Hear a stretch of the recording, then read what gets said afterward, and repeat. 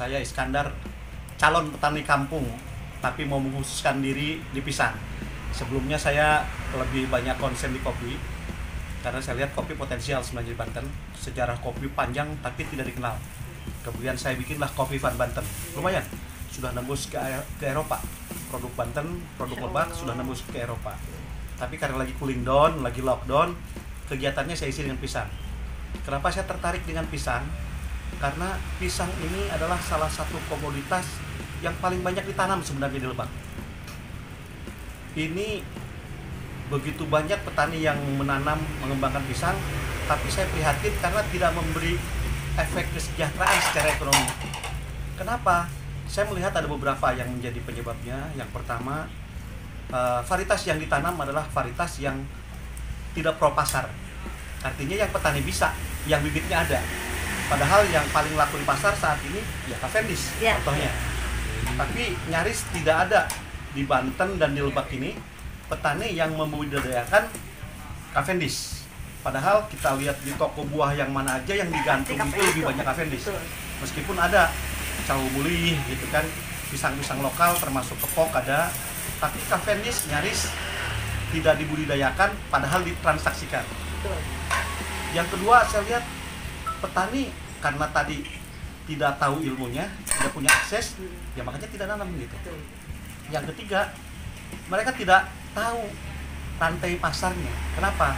Kalaupun mereka bisa nanam misalnya Cao Kepok 1 hektar misalnya, pemasarannya akhirnya dibeli oleh tengkulak, harganya juga harga suka-suka tengkulak, sehingga harga ini tidak memberi dampak yang bagus terhadap ekonomi petani.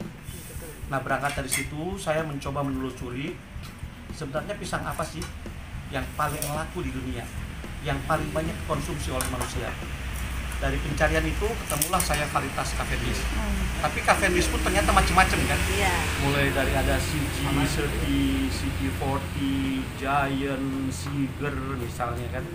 Nah, yang saya terkaget-kaget ternyata di Afrika sana justru bukan varietas itu yang dikembangkan oleh petani. Ada varietas yang sangat terkenal namanya Via 17. Nah, ini bahkan di Indonesia kok nggak ada yang ngebunin gitu. Aneh buat saya, ada sebuah varietas yang produktivitasnya tinggi. Konon di Afrika menembus 107 kilo per tandan. Nah, setelah saya menelusuri, lebih prihatin lagi saya, karena ternyata di Indonesia sudah ada indukannya. Jadi pemerintah Honduras sudah pernah memberikan hibah ke pemerintah Indonesia, dan itu diterimanya di Balitbu, Balai Penelitian Tanaman Buah Tropika di Solong. Dan itu sudah hampir 20 tahun ada di sana. Tapi kemudian tidak pernah sampai ke petani. Jadi bahan penelitian, bahan kajian, tapi petani tidak pernah mengenal Via 17 ini. Nah, dari situ saya mencoba berkomunikasi, dibantu oleh Kang Anton Apriantono, mantan Menteri Pertanian, yang juga notabene orang Banten. Saya sampaikan keprihatinan saya, kemudian beliau pun ternyata kaget bahwa itu ada di Indonesia sudah. Dia juga penggemar pisang. Kemudian akhirnya Pak Anton berkomunikasi dengan pimpinan Balitbu. Pimpinan Balitbu ajaib menghubungi saya, petani kampung gitu kan. Nah, kemudian saya diberilah hibah bibit. Dari hibah bibit itu terus saya kaji, ternyata pernah ada peneliti yang melakukan kajian penelitian tentang pisang Via 17 ini, dan bahkan dia menjadi doktor karena pisang ini. Namanya Ibu Dr. Suswati. Beliau dosen di Universitas Medan Area. Nah, beliau ketika tamat sebagai doktor, dia minta izin ke Balitbu untuk menguji di lapangan sekaligus sebagai bahan penelitian bagi kampusnya, bagi mahasiswa-mahasiswanya. Diizinkanlah untuk mengembangkan itu pada skala kampus, dan sekarang dia sudah punya kebun pada skala hektar. Dari 2 titik ini, produktivitasnya di Indonesia di Balitbu sudah menembus 70 kg per tandan. Kemudian di Sumatera Utara sudah menembus di angka 65 kg per tandan. Nanti saya share fotonya gitu kan. Dengan produktivitas seperti ini, tentu kalau ini bisa dicapai, bisa dibudidayakan oleh petani kita, akan memberikan dampak yang signifikan. Saya nggak mimpi 65, nggak mimpi 70 lah. Kalau petani kita bisa mengembangkan pada skala 40 aja. 40 kilo aja ya. Dan kemudian itu bisa dibeli di petani dengan harga termurah seperti halnya petani Lampung, dibeli di harga 3.000 untuk Cavendish. Berarti kan satu tandan bisa 120.000. Betul. Saya nggak ngomong dulu 120 biar gampang, 100.000 aja. 100.000 ya. 100.000 per tandan. Ketika bentangannya 1 hektar bisa ditanami 1.600 sesuai saran dari VIA-nya. Bulatkanlah biar gampang 1.500 kali 100.000.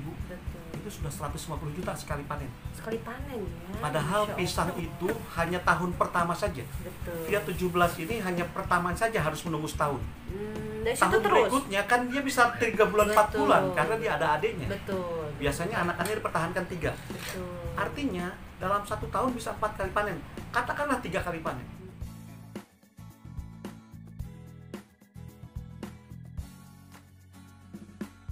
Yang dua, itu mereka memberikan harga di harga 15.000 karena itu kultur jaringan semua ya.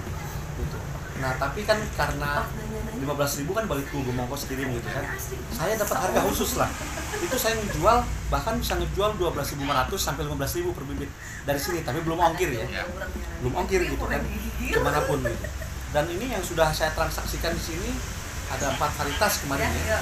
Ada Ina 03 yang tadi pisang ketan, ada pisang Mas Kirana, ada Cavendish Seger sama Barangan Medan. Itu saya tawarkan ke teman-teman di grup komunitas petani pisang.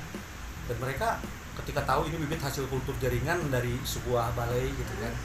Notabene ya bagaimanapun, apalagi kalau cerita pisang ini adalah pisang hibrida pisang. Pisang hibrida itu sebenarnya hanya bagus sampai dengan F7. F7 aja ya. Sementara Cavendish yang ada di petani sekarang ini, bayangkan entah sudah generasi ke F berapa. Kenapa ada yang sudah 20 tahun dikembangkan masih juga ditanam. Sehingga nggak aneh ketika kemudian konon dia menanam CG30, dia nanam G9, tapi cebolnya iya seperti G9 tapi rasanya asam. Lahirlah istilah Morosebo di Jawa itu kan. Jadi yang itu matang rotol itu karena kelainan genetik. Makanya kalau kita mau kemudian mengembangkan pisang hibrida, mau nggak mau harus mulai dengan bibit kultur jaringan. Betul. Dari situ kita bisa runut ke belakang maksimal sampai F7. F7 aja. F5 lah. Kenapa? Saya menghitung sampai F5 aja udah sampai 5.000 kok. Kita bisa beli satu gitu kan. Kalau sudah F5 kita eksplan baru lagi, bongkar lagi, tanam baru lagi. Itu sudah 5.000 pohon bisa dihasilkan dari satu pohon. Sekarang kalau kita beli misalnya katakanlah mahalnya 20.000. Kalau itu bisa jadi 5.000 pohon,